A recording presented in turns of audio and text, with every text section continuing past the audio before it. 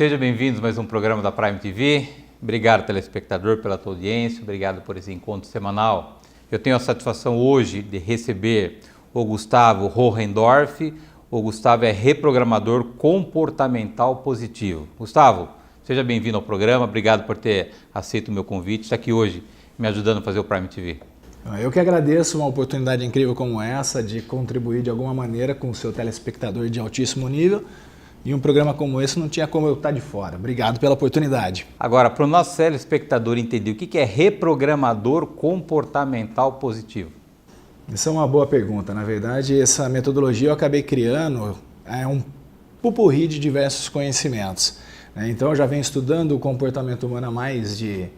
Se eu falar para você uns 44 anos, que é a idade que eu tenho, porque a gente vem se estudando, vem se analisando e vem se aprofundando com isso, mas uns 20 anos para cá eu me dediquei a isso. Então, tenho formação em programação neurolinguística há mais de 15 anos, coach tanto aqui no Brasil quanto fora já há uns bons anos, ainda antes de se tornar um grande vetor hoje da sociedade com relação à popularidade do coach.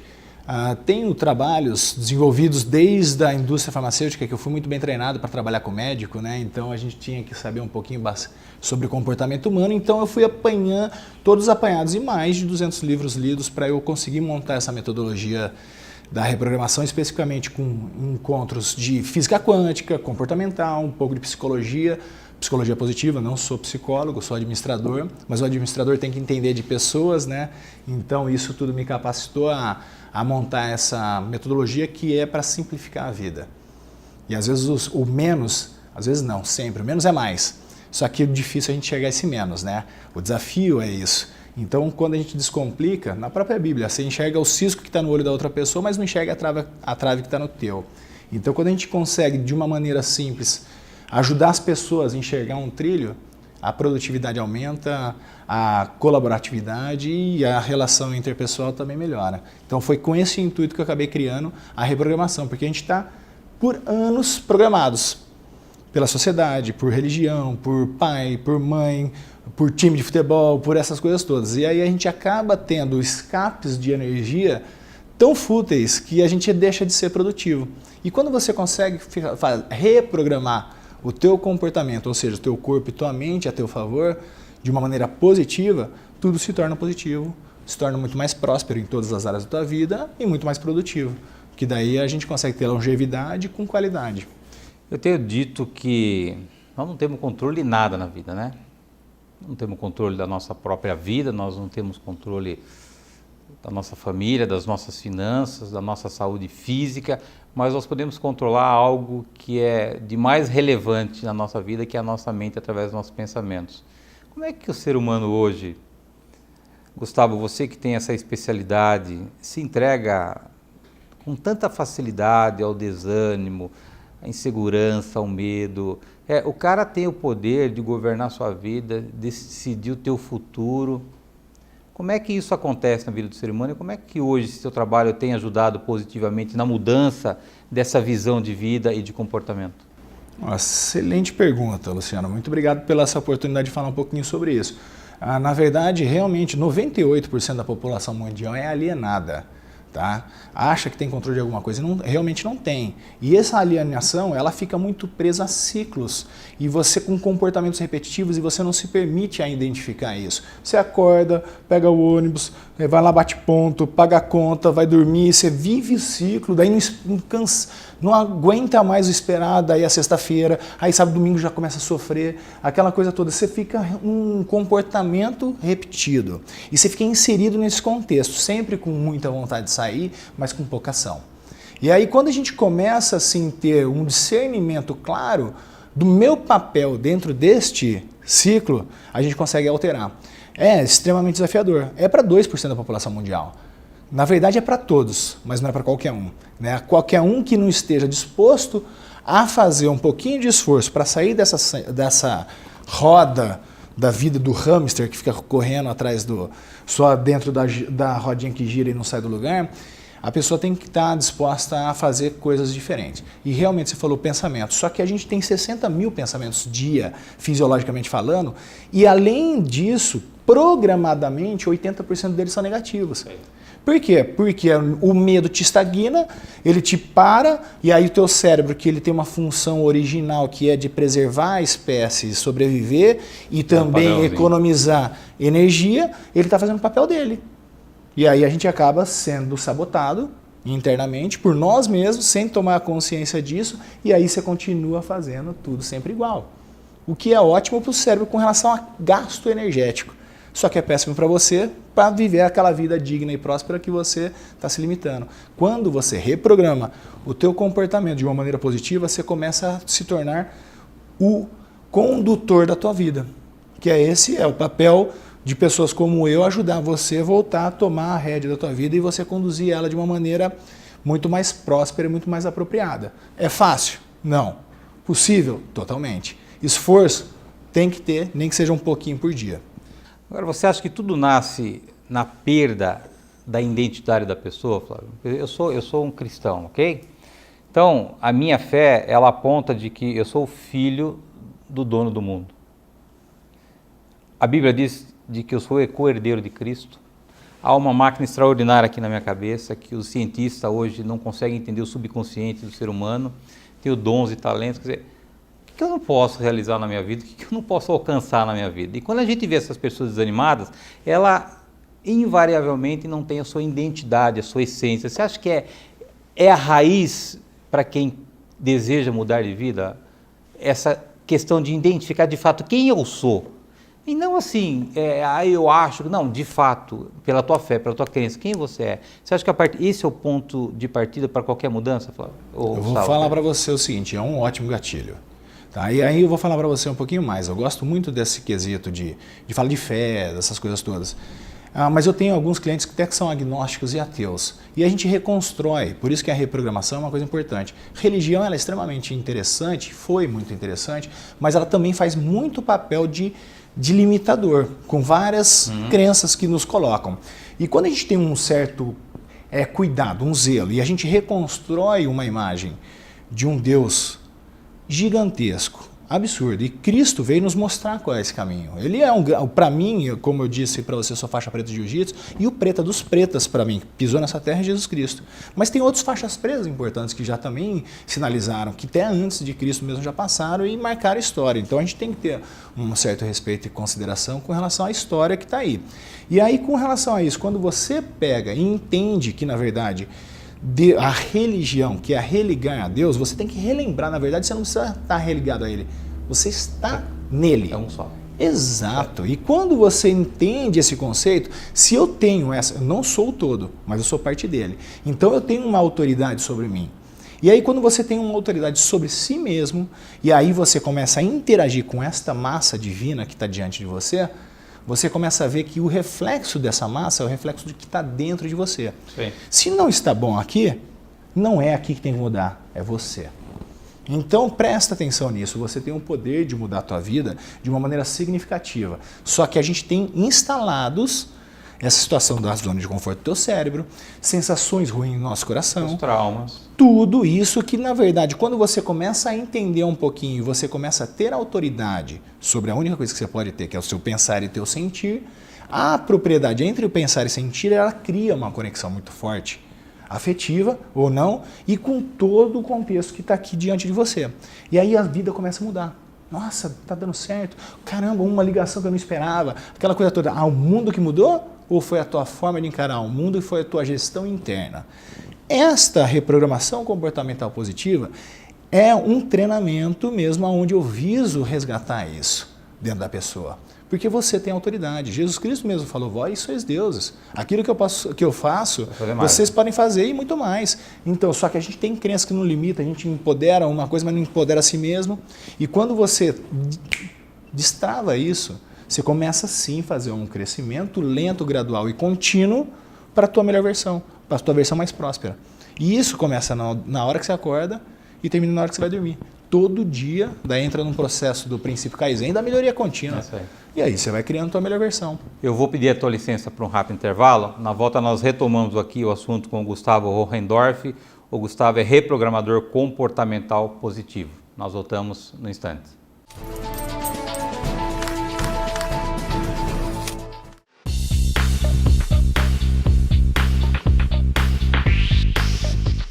Indústria e Contabilidade 4.0. Estamos vivendo a quarta revolução industrial. A informática mudou a velocidade da informação. Na indústria 4.0, a automação atinge níveis próximos até da inteligência humana. Os modelos tradicionais de produção são substituídos por novas tecnologias, como a internet das coisas, inteligência artificial, big data e analytics. Essas tecnologias são capazes de automatizar a produção e direcionar a inteligência humana para áreas menos operacionais. Como os processos contábeis estão naturalmente relacionados a tarefas técnicas, já se questionou muito sobre a sobrevivência da contabilidade tradicional nesse avanço da indústria 4.0. E é aí que nasce a contabilidade 4.0. Também com base nas novas tecnologias. As máquinas já são capazes de realizar diversas ações manuais, mecânicas e repetitivas, investindo em tecnologia e ferramentas, liberando pessoas para tratarem com pessoas. Esse perfil mais tecnológico, que deixa de lado grande parte dos processos manuais e documentos impressos para adotar os meios digitais, é a contabilidade 4.0, que garante mais rigidez, velocidade, precisão às atividades. A contabilidade evoluiu e o profissional também. As inovações tecnológicas não chegam para diminuir a importância do contador, muito menos para substituí-lo. Ele assume um novo papel. O contador 4.0 não é mais aquele que apenas faz contas e preenche declarações. Ele agora tem uma posição mais estratégica, proativa, consultiva e com foco na gestão.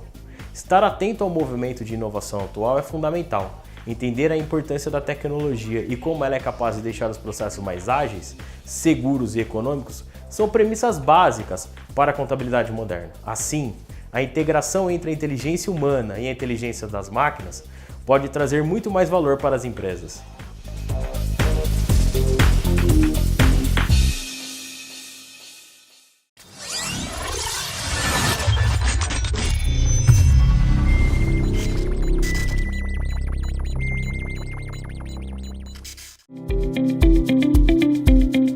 Primeiro, agradeço a oportunidade da Barbeiro Advogados fazer parte do seu programa.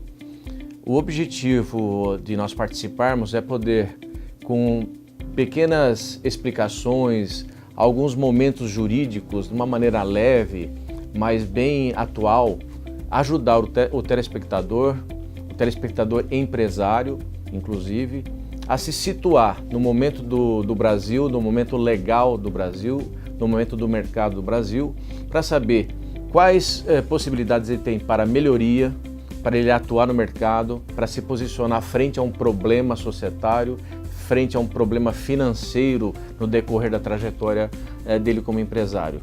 A Barbeiro Advogados ela atua já há 7 anos nesse mercado e foco é direito empresarial. Então você, telespectador que é empresário, fique atento que são informações interessantes.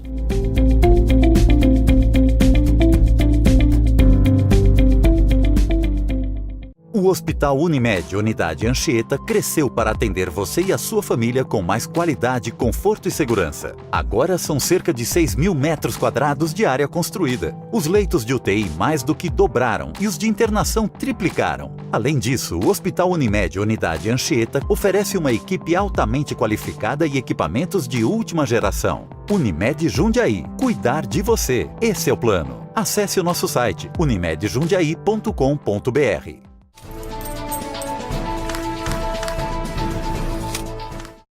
Voltamos. Nosso convidado de hoje é o Gustavo Hohendorf. O Gustavo é reprogramador comportamental positivo.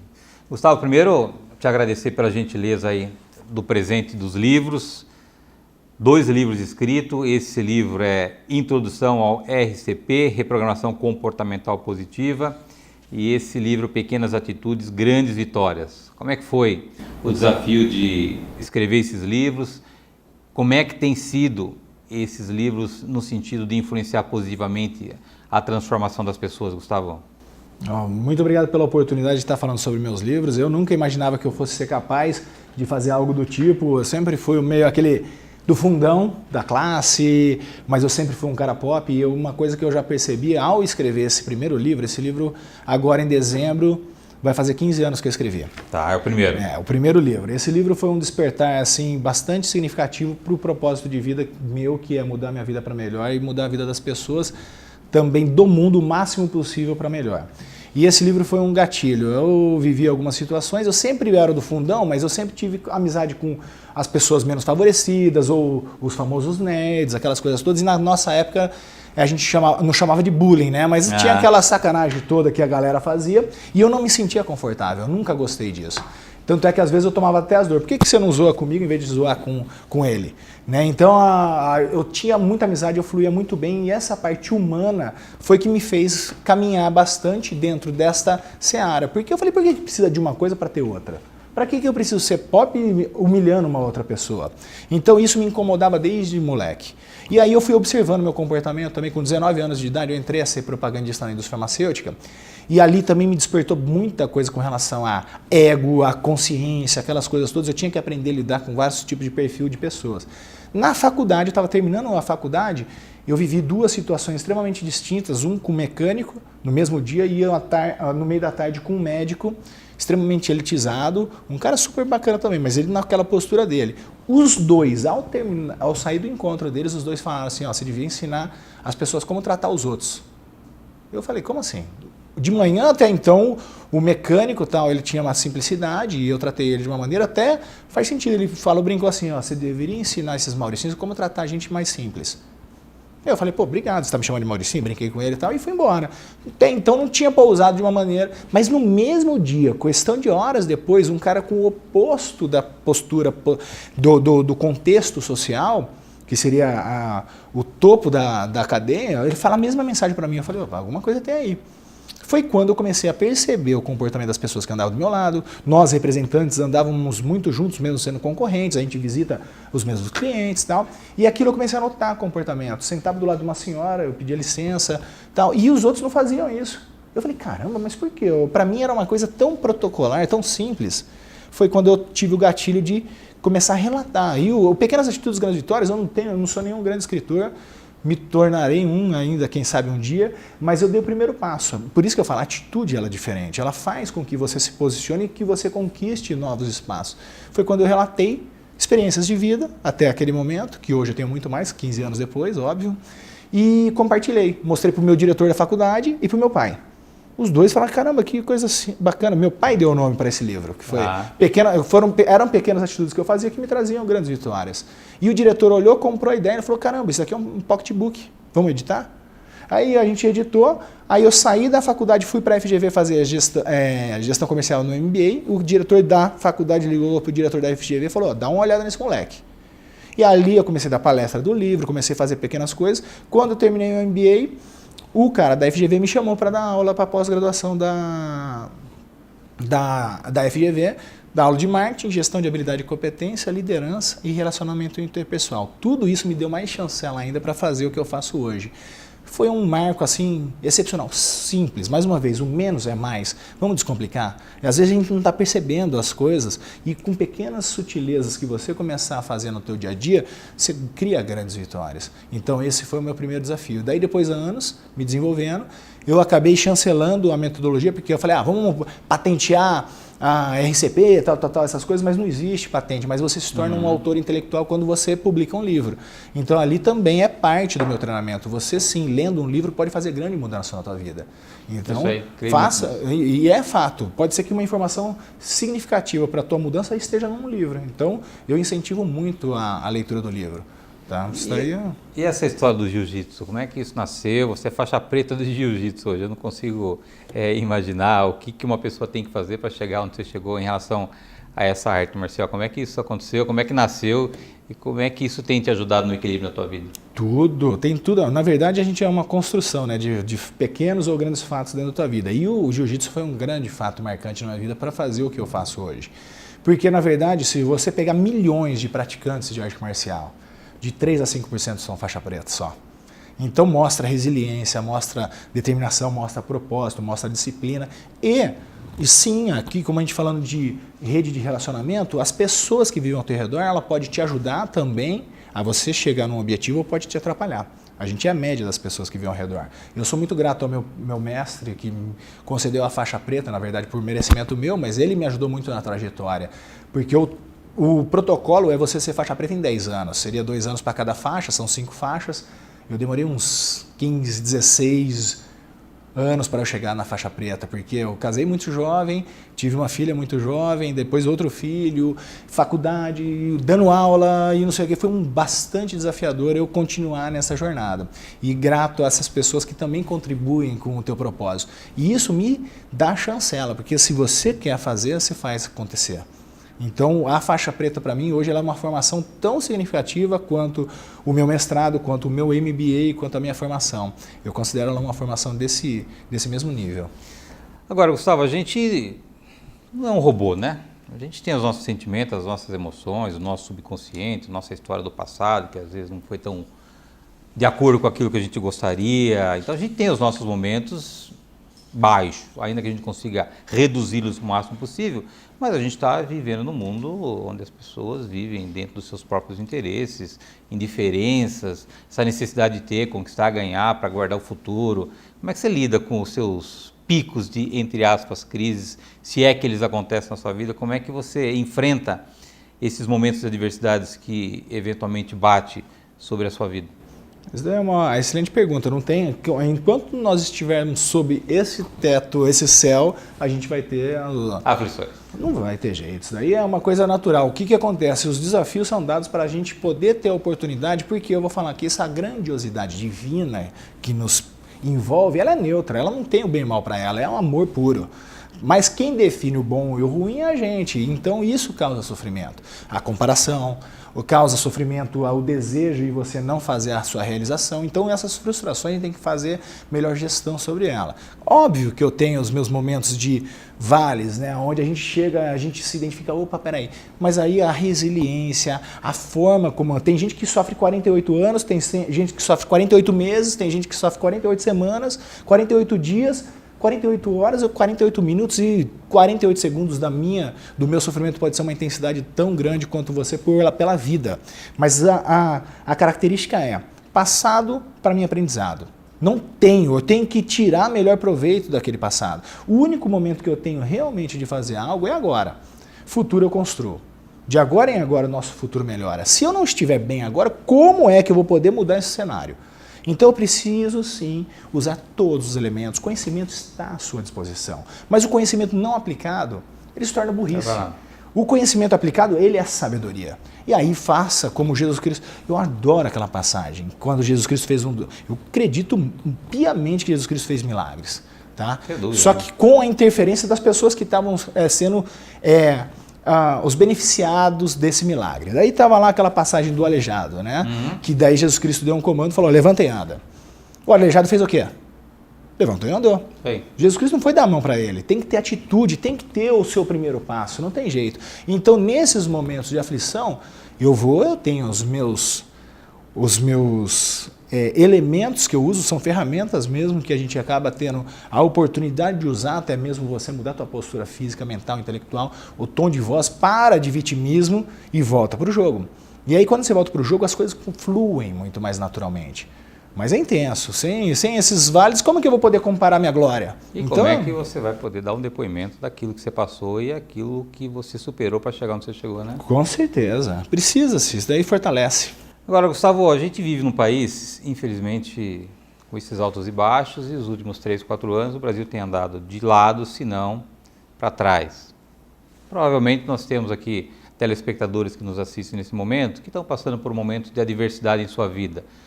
Pessoas que não sonham mais, pessoas que deixaram de lutar pelo amanhã. Se você pudesse jogar um desafio para o amigo aí, uma mensagem para ele, né, com base na tua experiência, o que você diria para esse nosso telespectador que eventualmente hoje está com uma cabeça um pouco mais baixa? Realmente um cenário como esse, eu vou falar para você o seguinte, foi onde eu mais prosperei. Tá? Não só eu era gerente nacional de vendas, poderia ter muito bem continuado com isso e eu decidi naquele momento romper e criar uma nova, exatamente num momento como esse, empreender. E foi a melhor decisão que eu tive. Só que qual é a dica que eu deixo para você? Levanta a tua cabeça. Porque a cabeça inclinada para baixo, seus hormônios já vão ficar sendo negativos e vai te alterar a tua gestão física. Levanta a cabeça, acredita, começa a agir, nem que seja um pouquinho, faça pequenas leituras, converse com pessoas positivas e produtivas porque você é contagiado. ou você é contaminado. Se você for o primeiro que reclama, atenção, gerencie as suas palavras, gerencie os seus comportamentos e acredite, a gente pode sim muito bem mudar todo o nosso contexto quando a gente se torna positivo. A positividade já está mais do que comprovada, ela traz benefícios de saúde, vive-se mais, produz-se mais, então busca mais informações sobre esse tema que realmente pode mudar a tua vida. Gustavo, prazerzaço estar comigo, obrigado por ter aceito meu convite. Permanente o programa, sempre que o amigo quiser compartilhar com o nosso telespectador, o convite é permanente. Obrigado. Uma grande honra. Eu espero que tenha ajudado de alguma maneira os seus telespectadores e para mim vai ser um prazer estar aqui de novo contigo. Obrigado. Eu aguardo vocês na próxima semana. Até lá.